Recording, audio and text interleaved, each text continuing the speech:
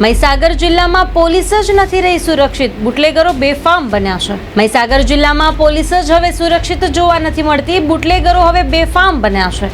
Balasinor PI Anshuman Ninama ઉપર હુમલાનો બનાવ સામે આવ્યો છે। મહીસાગર જિલ્લામાં મનીષ મહેરા અને વિક્રમ માલીવાડનો આતંક વધી રહ્યો છે।